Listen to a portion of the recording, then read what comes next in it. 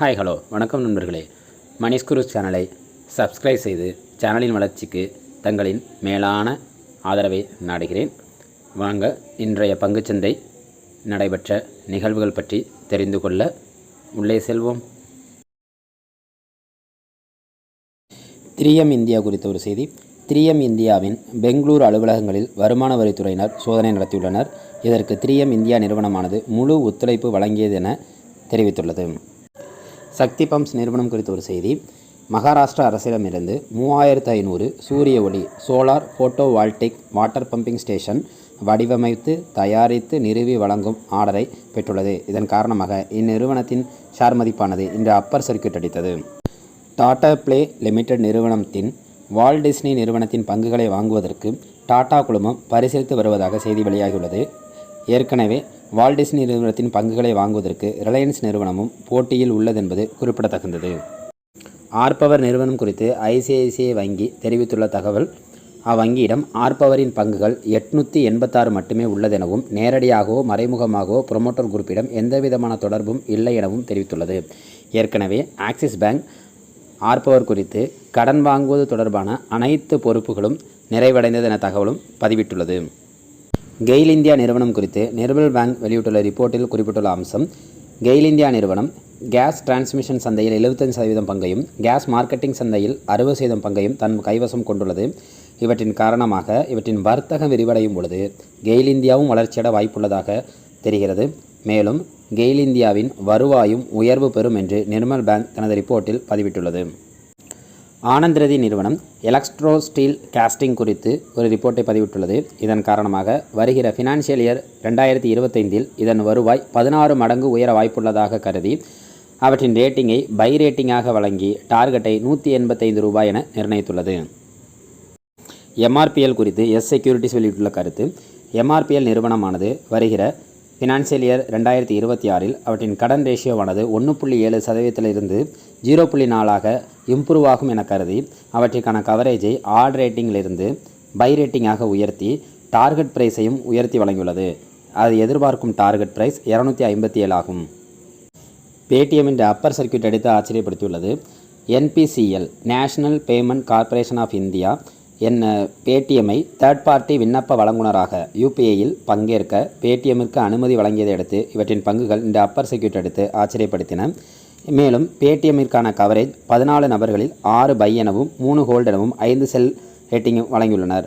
12 மாத target 1 year target 83.6% அப்சைடில் இருக்கும் எனவும் கணித்துள்ளது.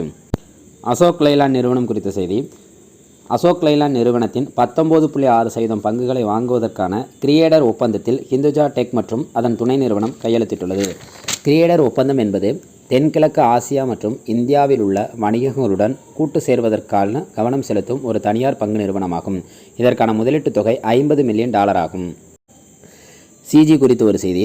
கிராம்ப்டன் கிரீவ்ஸ் நிறுவனத்திற்கு 3 மாநிலங்களிலிருந்து 120 நாட்களுக்கான காலக்கெடுவில் முடிப்பதற்கான 3 ஆர்டர்கள் கிடைத்துள்ளது. இதன் மதிப்பு ஹரியானா மாநிலத்திலிருந்து 9.16 கோடி மதிப்பிடவும் மகாராஷ்டிரா மாநிலத்திலிருந்து 50 கோடி அளவிற்கும் ராஜஸ்தான் மாநிலத்திலிருந்து 20 கோடி அளவிற்குமான ஆர்டர் கிடைக்கப்பட்டுள்ளது. ரயில்டெல் நிறுவனம் குறித்து மணி கண்ட்ரோலில் கிடைத்த செய்தி. ரயில்டெல் நிறுவனத்திற்கு ஒடிசா நெட் கட்டம் 1.0 திட்டத்தின் கீழ் IPMPLS நெட்வொர்க் கனெக்ஷன் அமைப்பதற்கான ஒடிசா கணினி அப்ளிகேஷன் சென்டரில் இருந்து ஆர்டர் கிடைத்துள்ளது. இவ்வார்டரின் மதிப்பானது 113.46 கோடி ஆகும். நடைபெற்று கொண்டிருக்கும் ஏற்ற மதிப்பை கருத்தில் கொண்டு PSU செக்டார் பங்குகளின் அளவை மியூச்சுவல் ஃபண்டுகள் குறைத்து வருகின்றது. குறிப்பிடத்தக்க SJVNின் பங்கு விற்பனையானது அதிக அளவாக 53% விற்று வெளியேறியுள்ளது. இர்கான் இன்டர்நேஷனல் பங்குகளில் 47% பங்குகளையும் NMDCயில் 30% அளவிற்கான பங்குகளையும் விற்றுள்ளது. ஏரிஸ் லைஃப் சயின்சஸ் குறித்த செய்தி. ஏரிஸ் லைஃப் சயின்சஸ் நிறுவனமானது பயோகான் பயாலஜிகல்ஸ் நிறுவனத்தின் பிராண்ட் ஃபார்முலேஷனை வாங்கிய பிறகு ஏரிஸ் லைஃப் சயின்ஸ் இன்று சரிவில் வர்த்தகமானது. மோதிலால் ஆஸ்வால் முன்னர் வழங்கிய நியூட்ரல் ரேட் வழங்கி அவற்றின் டார்கெட்டை 930 என நிர்ணயித்துள்ளது. ஏரிஸ் லைஃப் சயின்சஸ் குறித்து NDTV ப்ராஃபிட்டில் கிடைத்த மற்றொரு செய்தி. ஏரிஸ் லைஃப் சயின்சஸ் நிறுவனமானது சமீபத்திய அக்யூசேஷன் நீரிழிவு மற்றும் கேன்சர் துறையில் இவற்றின் செயல்பாடு சலுகைகள் காரணமாக நிறுவனத்தின் வருவாய் உயரும் எனவும் நடுத்தர காலத்தில் ஏரிஸ் லைஃப் சயின்சஸ்க்கு இது ஒரு முக்கியமான காலகட்டம் எனவும் கணித்துள்ளது. ITC நிறுவனம் குறித்து BAT பிரிட்டிஷ் அமெரிக்கன் டொபாக்கோ நிறுவனம் தனது கருத்தை பதிவிட்டுள்ளது. கடந்த சில நாட்களாக ஐடிசி பங்குகளை விற்று வந்த பேட் நிறுவனமானது தற்போது கையிருப்பில் உள்ள பங்குகள் குறித்து மிகவும் மகிழ்ச்சியாக இருப்பதாக தகவல் தெரிவித்துள்ளது. ஐஆர்பி இன்ஃப்ராஸ்ட்ரக்சர் மற்றும் சின்ட்ரா குறித்த ஒரு செய்தி. ஐஆர்பி இன்ஃப்ராஸ்ட்ரக்சரின் 24% பங்குகளை சின்ட்ரா வாங்க உள்ளது.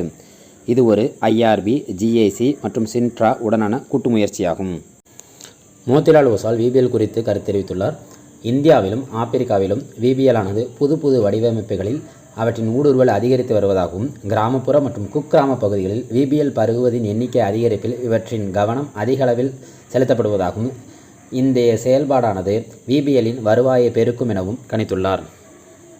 முக்கிய 2 என்பிஎஃப்சி நிறுவனங்களானது அவற்றின் பத்திரங்கள் விற்பனை மூலம் நிதி திரட்ட திட்டமிட்டுள்ளது. இதன் மூலம் இந்தியா புல் ஹவுசிங் ஃபினான்ஸ் நிறுவனமானது $300 மில்லியன் அளவிலிருந்து $400 மில்லியன் அளவரையிலும், மணப்புரம் ஃபினான்ஸ் நிறுவனமானது $300 மில்லியன் அளவிலும் நிதி திரட்ட முடிவெடுத்துள்ளதாக ப்ளூம்பர்கில் செய்தி கசிந்துள்ளது. ஆயில் மார்க்கெட் கம்பெனி குறித்த ஒரு செய்தி. நாடு முழுவதும் பெட்ரோல், டீசல் விலை குறைக்கப்பட்டதை தொடர்ந்து இன்றைய வர்த்தகத்தில் ஆயில் மார்க்கெட் கம்பெனி நிறுவனங்கள் தொடர்ந்து இறக்கத்துடன் வர்த்தகமானது. குறிப்பாக Indian oil corporation, HPCL, BPCL இவற்றின் பங்குகள் சரிவில் வர்த்தகமானது. இந்த பெட்ரோல், டீசல் விலை குறைப்பானது இன்று காலை 6 மணி முதல் அமலுக்கு வந்தது என்பது குறிப்பிடத்தக்கது.